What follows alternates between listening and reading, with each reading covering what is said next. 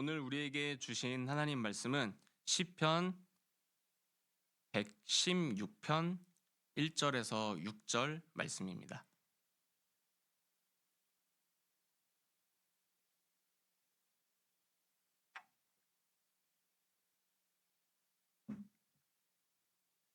시편 116편 1절에서 6절 말씀입니다.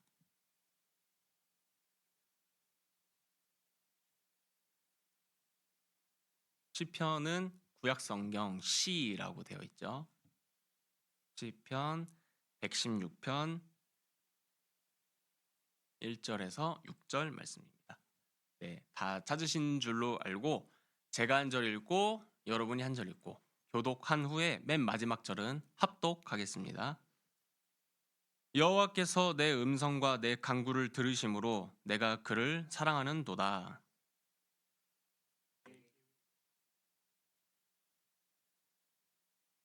사망의 줄이 나를 두르고 소울의 고통이 내게 이름으로 내가 환난과 슬픔을 만났을 때에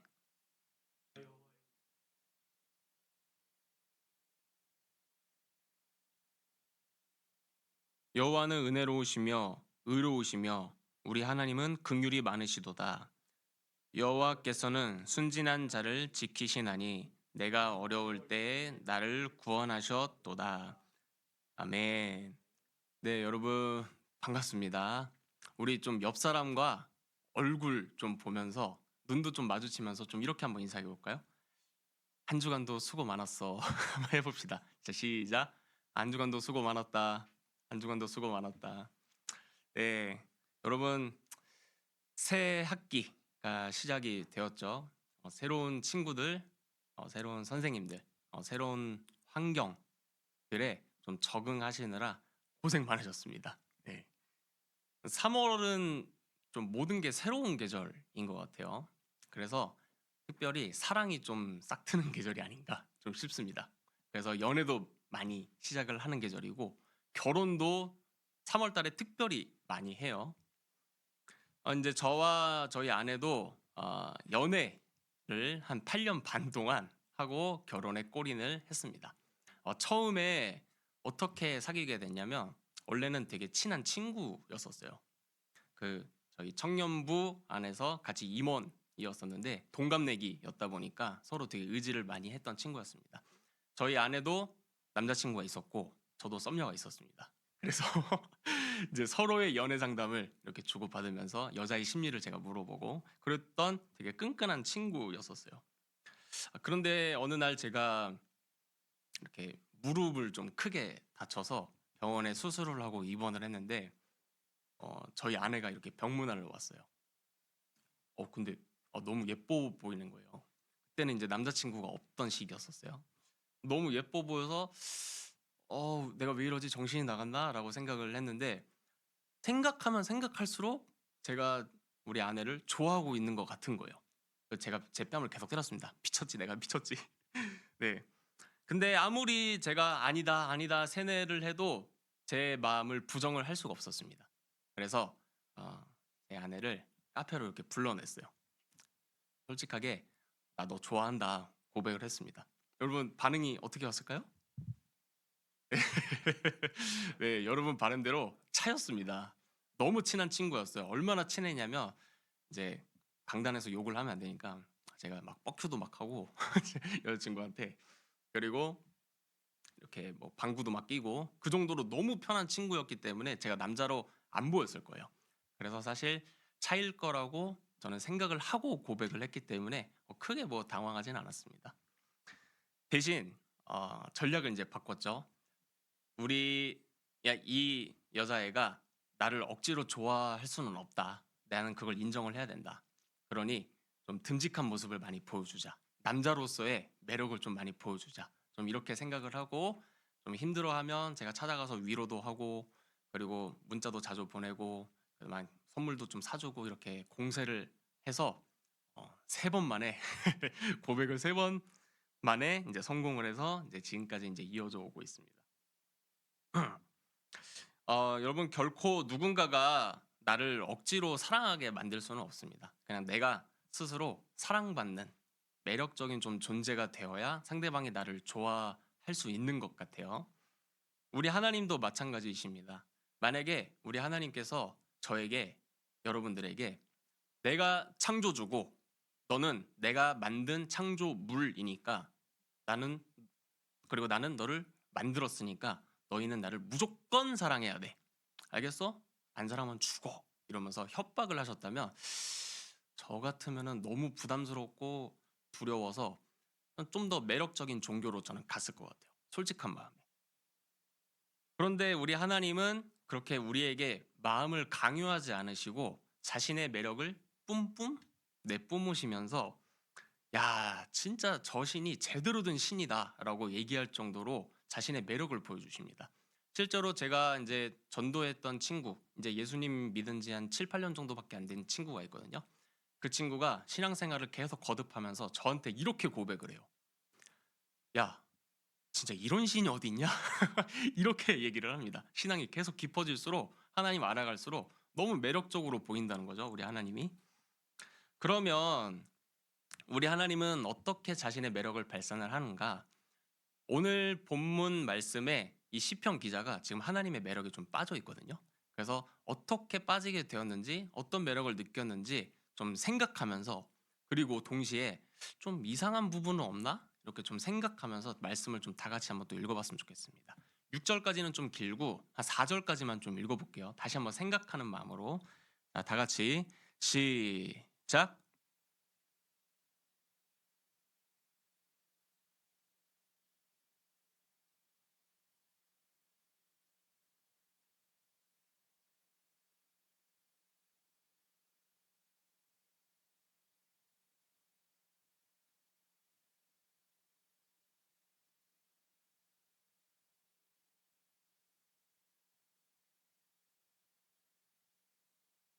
여호와여 4절이 안 나오나요? 네. 아, 죄송합니다. 제가 4절을 읽을게요. 내가 여호와 이름으로 기도하기를 여호와여 주께 구하오니 내 영혼을 건지소서 하였도다. 자, 여러분 저를 봐주세요. 이 사람이 하나님의 어떤 매력에 좀 빠진 것 같으세요? 지금 막 내가 하나님 막 사랑한다고 고백을 하고 있어요. 왜 사랑한다고 고백을 했을까요? 바로 기도 응답을 받았기 때문입니다. 하나님이 내가 기도를 했을 때 그냥 침묵하거나 거절하지 않으시고 뭔가 리액션을 해주셨다는 것에 대해서 굉장히 기뻐하면서 하나님 사랑스럽네 이렇게 이제 고백을 하고 있는 거예요. 그리고 제가 여러분들한테 좀 질문을 하고 싶은데 좀 이상한 부분 좀 없으세요? 저 시편 말씀 좀 보면서 1절에서 4절을 좀 곰곰이 좀 들여다보면 뭔가 이상함을 느껴야 좀 정상입니다. 여러분들 이제 성경 말씀이니까 다 좋은 말씀 아니냐, 이상한 게 뭐가 있냐, 전도사님이 이상하다, 약간 여러분 이런 반응이신데 제가 설명을 그냥 드리겠습니다. 여러분 이야기를 해 나가려면 이렇게 해야 돼요. 서론, 본론, 결론, 기승전결 이렇게 과거, 현재, 미래 이런 논리적인 구성과 전개가 있어야 되거든요. 근데 저기를 보면은 막 과거가 현재가 막 왔다 갔다 하고 자신의 감정만 막 표출하는 것 같고 별로 연관성이 없어 보인단 말이에요. 그래서 그 궁켈이라는 신학자는 본 시편은 어떤 뚜렷한 질서가 없다라고 단언을 했습니다. 그리고 에머톤이라는 신학자도 특정한 절들과 그 앞뒤에 나오는 절들 사이에 밀접한 논리적 연관성을 찾는 것이 불가능하다라고까지 이렇게 좀 세게 얘기했어요. 그러니까 별로 논리가 없다는 거예요. 근데 과연 그럴까? 이게 어떻게 된 일인지 제가 설명을 좀 드리겠습니다. 여러분들이 방에서 뒹굴거리고 있는데 배에서 꼬르륵 소리가 났어요. 그래서 뭐 먹지? 고민하다가 갑자기 햄버거를 먹고 싶다는 생각이 들어서 여기 2층에 있는 맘스터치로 여러분들이 가셨습니다. 자, 이제 맘스터치를 맛있게 냠냠 먹고 있는데 후광이 비추는 두 사람이 맘스터치 안으로 들어와요. 자세히 보니까 방탄소년단의 비와 차은우였습니다. 상상을 그렇게 해보자고요. 자, 이제 차은우한테 다가갔어요. 와, 대박. 진짜 차은우 맞아요? 진짜 비 맞아요? 와, 대박. 와, 존잘. 와, 근데 여기는 어떻게 오셨어요? 와, 저 사인 한 번만 해주시면 안 돼요? 이렇게 여러분들이 호들갑을 떨었습니다. 그리고 나서 그 감격을 주체를 못하고 집으로 달려가서 엄마 아빠한테 이렇게 얘기하는 거예요. 엄마 아빠 나 비만 나서 비. 와, 진짜 개 멋있어. 내가 보여줄게. 이 핸드폰에 나 셀카 찍었다. 와, 엄청 멋있지. 이렇게 얘기를 하는 겁니다. 네. 이게 무슨 상황이냐면 사랑을 하게 되면 내가 좋아하는 감정을 느끼면 자신의 이성보다는 자신의 감정이 앞서게 돼요. 저처럼 이제 방탄소년단 비와 차은우한테 별로 관심이 없는 사람은 혹시 차은우 씨 맞으세요? TV로만 봤는데 굉장히 멋있으시네요. 예, 혹시 사인 좀 해주실 수 있을까요? 이렇게 이성적으로 작동을 해요. 저 같은 사람은. 하지만 정말 그들을 좋아하는 사람들은 이렇게 호들갑을 막 떨면서 감격에 주체를 못한다는 거죠. 오늘 본문 1절, 2절을 읽을 때 이 시편 기자의 이 표정과 분위기를 여러분들이 좀 읽으셔야 됩니다. 온갖 호들갑을 떨면서 어쩔 줄 몰라 하면서 막 호흡이 막 가빠지면서 와, 대박. 하나님이 내 기도 들어주셨네. 하나님 겁나 사랑해. 야, 매력적이다. 진짜 들으시는구나. 이렇게 일단 감정이 우선 이제 나오게 되고요. 그렇게 감정을 다 토하고 나니까 기도가 이 맛이구나. 내가 그때 진짜 힘들었었지라면서 자신의 이성이 돌아온 겁니다. 그러니까 논리적으로는 조금 빈약하다고 할지라도 우리의 감정이 너무 벅찼기 때문에 저렇게 표현을 하고 후에 과거를 생각을 하게 된다는 거죠. 이렇게 하나님은 응답 그리고 리액션을 통해서 자신의 매력을 발산을 하고 계십니다. 이제 제 이야기를 좀 하겠습니다. 저는 이제 청년 시절에 교회를 저희 서울에 있는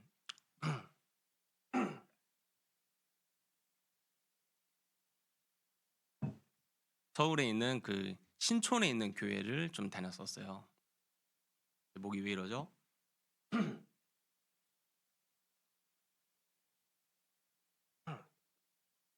신촌에 있는 교회를 다녔었는데 제가 셀이라고 하는 작은 소그룹 리더였었습니다. 네. 저는 우리 그 멤버들을 위해서 주중에 기도실에 가서 기도를 했거든요. 근데 저는 혼자 있을 때 기도하는 스타일이 이렇게 한국말로 멤버 이름 한 사람 한 사람 불러가면서 기도를 하는 스타일이에요. 그래서 제가 우리 멤버들을 위해서 이름을 불러가면서 욱진아, 현진아, 이렇게 하는 게 아니죠. 하나님 욱진을 위해서, 현진을 위해서, 다월이를 위해서, 우리 지한이를 위해서 주님 도와주십시오. 이런 식으로 제가 기도를 했습니다.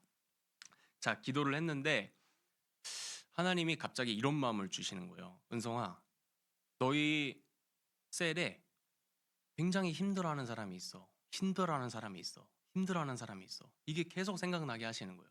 이게 하나님 음성인 거죠. 그래서 하나님, 누가 그렇게 힘들어요?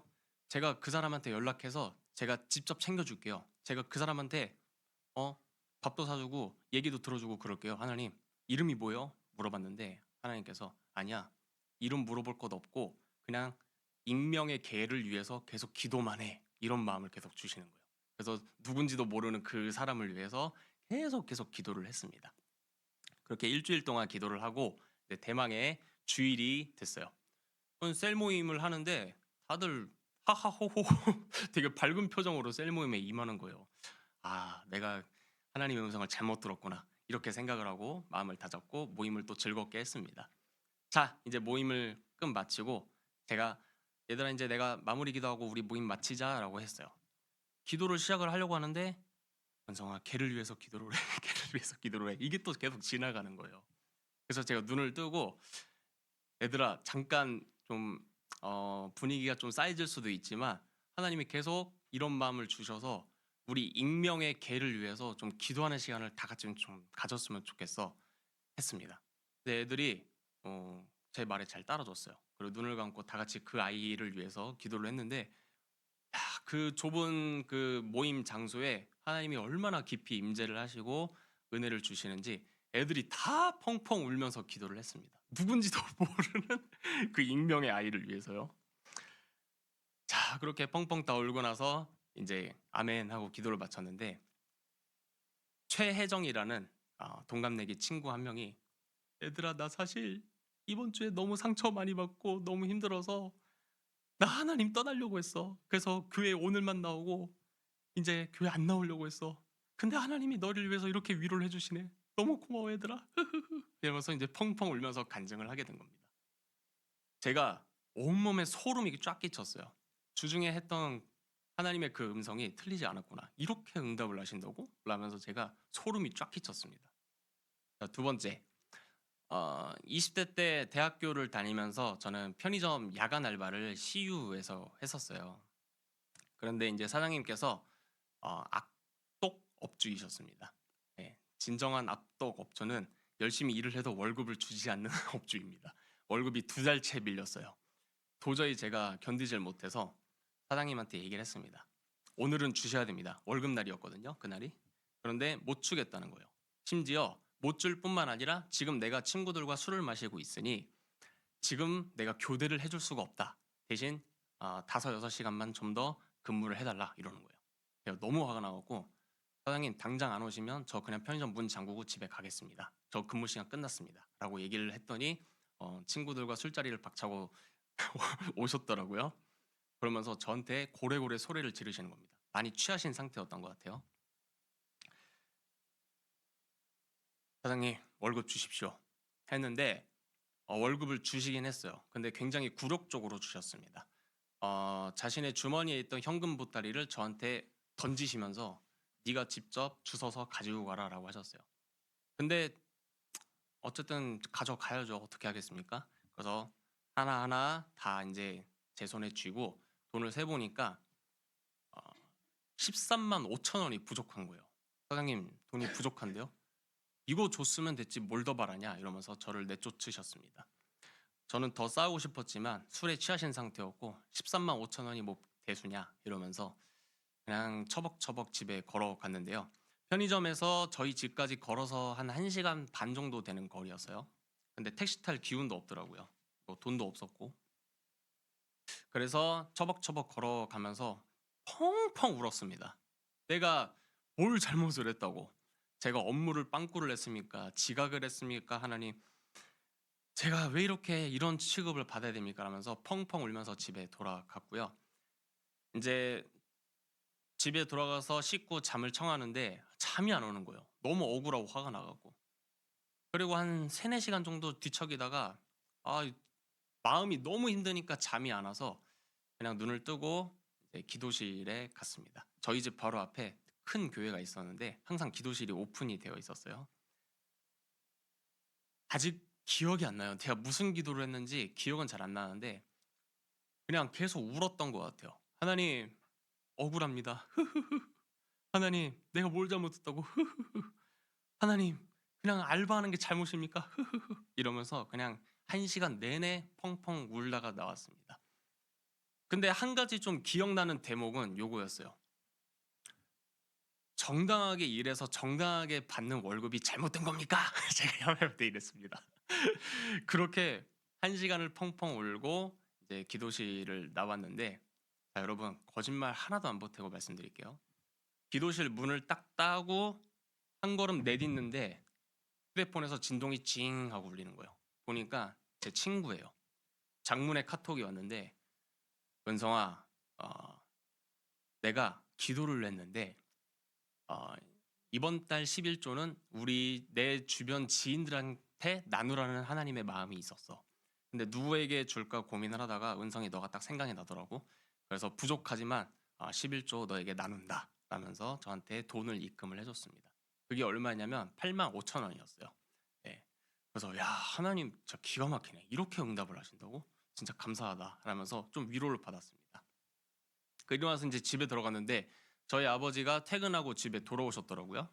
그래서 이제 아빠랑 인사를 하고 방에 들어가려고 했는데 잠깐만 기다려보래요. 이제 저희 아버지가 5만 원 용돈을 쥐어주시는 겁니다. 그래서 이거 맛있는 거 먹는데 쓰라고. 합치면 얼마요? 13만 5천 원입니다.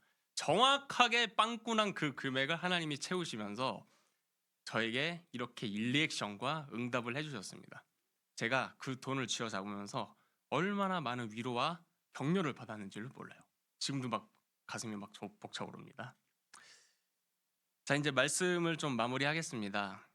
이 외에도 기도할 때마다 하나님께서 신실하게 리액션 해주셨던 사례가 굉장히 많은데 다 말하면 밤을 새야 될 것 같고요. 하고 싶은 말씀은 제가 드리고 싶은 말씀은 뭐냐면 기도를 하면서 응답을 받으면서 하나님이 얼마나 좋으신 분이시고 매력적이시고 나의 호흡마다 신음마다 걸음마다 하나하나 다 지켜보시는 분이시라는 것을 느끼게 되었던 것 같아요. 만약에 하나님이 야 전도사가 돼가지고 하루에 2시간 이상씩은 기도해야지 임마 라면서 약간 숙제처럼 저한테 기도를 시키셨다면 저는 기도 안 했을 것 같습니다. 근데 처음에는 5분으로 시작했다가 10분으로 늘어나고 10분, 20분, 30분 더 늘어나서 지금은 좀 더 기도를 많이 하게 된 것 같아요. 하나님이 인격적인 분이시고 저의 기도에 100% 응답하시는 분이시라는 것을 알기 때문입니다. 근데 여기서 오해는 하지 않으셨으면 좋겠어요. 기도 내용에는 100% 응답을 안 하실 수는 있는데 우리의 기도에는 100% 응답을 하신다는 것을 좀 배우셨으면 좋겠습니다. 이게 무슨 말인가? 기도를 많이 하시면서 배웠으면 좋겠습니다. 그래서 저는 제가 굉장히 기도에 대해서 좋아하는 말이 또 제 가치관으로 삼고 있는 말이 뭐냐면 기도는 기도로 배운다라는 말입니다. 그래서 여러분 이 사랑의 초대에 하나님이 또 여러분을 부르고 계셔요. 제가 한 가지 이야기만 좀 하려고 합니다. 제가 굉장히 친하게 지내던 친구가 좀 신앙 상담을 하고 싶다고 저를 불렀어요. 그 친구가 이제 살고 있던 곳이 그 부천에 있는 그 부천 여중 우리 로미가 다녔던 부천 여중 바로 앞에 있는 곳에서 살았었거든요. 그래서 이제 야심한 밤이었는데 산책도 할 겸 부천 여중에 가서 좀 걸어 다니면서 벤치에 앉아서 좀 상담을 좀 했습니다. 친구가 뭐 그러더라고요. 별로 하나님이 안 느껴진다. 뭐 이런 식으로 얘기를 하길래 제가 그럼에도 불구하고 하나님은 널 사랑한다. 이렇게 얘기를 했습니다. 근데 친구가 하나님이 근데 왜 나를 사랑하시지? 이러는 거예요. 그래서 제가 역으로 물었어요. 왜 사랑하시는 것 같아? 근데 친구가 그러더라고요. 예배 시간에 지각 안 하고 우리 증조 할머니 때부터 신앙을 계속 이어져 왔기 때문에 할머니, 엄마의 기도 덕분에 하나님이 날 사랑하시는 게 아닌가? 라고 추측을 하고 있더라고요. 여러분 이게 그 우리 인간이 갖고 있는 연약한 종교성입니다. 이거 하나님을 종교적으로만 생각을 하는 거예요. 내가 뭔가 기부를 했으니까 그만큼 사랑을 해주신다고 생각을 하는 거죠. 제가 그 친구한테 대답을 했습니다. 너니까 사랑하시는 거라고 얘기를 했어요. 여러분 하나님은요 우리를 사랑하실 때 어떻게 사랑하시냐면 전 그 지구의 인구의 한 명, 그러니까 60억 분의 1로 사랑하시는 게 아니라 마치 세상에 나 하나밖에 없는 것처럼 바라보시고 사랑을 하셔요. 이게 기도에도 적용이 되는데 우리가 기도 자리에 앉아서 하나님이라고 부르잖아요. 마치 전 세계에 나 한 명밖에 없는 것처럼 귀 기울이셔요. 심플하게, 후하게. 야, 하던 일 다 치우시고 네가 기도를 했어? 내가 들을게. 라면서 그 일에만 집중을 하시는 하나님이시라고요. 그래서 여러분 도전합니다.